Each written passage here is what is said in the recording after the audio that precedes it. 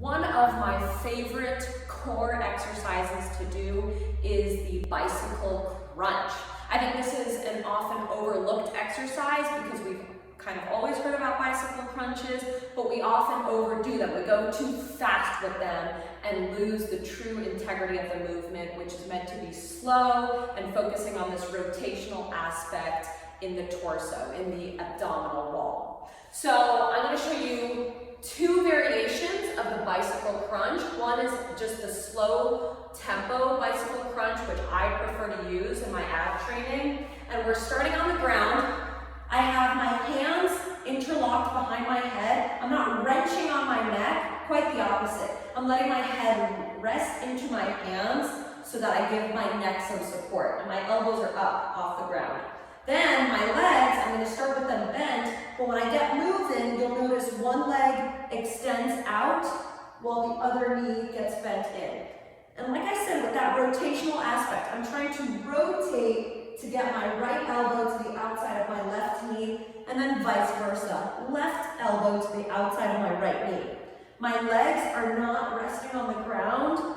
My foot always stays above the ground about 6 inches. If that starts to feel a little wonky on your lower back, try to keep your legs higher off the ground. Keep them 2 feet, 3 feet off the ground. That'll really support your low back.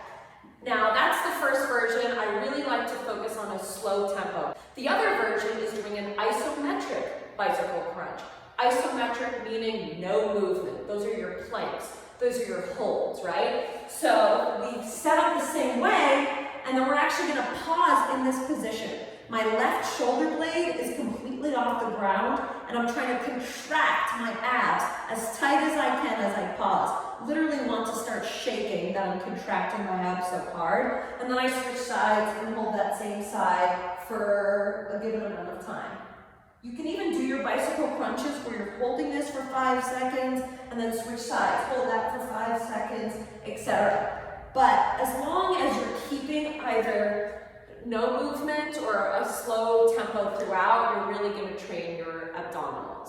The last little spicy variation I'll show you for the bicycle crunch is adding a leg lift. So when I go to twist to the right side, I'm lifting up that left leg and then bringing it back down. Switching sides, lifting up that right leg, bringing it back down, etc. Again, if you have low back pain while you're doing this movement, that might compromise it. So just try to keep your legs up as high as you can off the ground when you're crunching. Enjoy.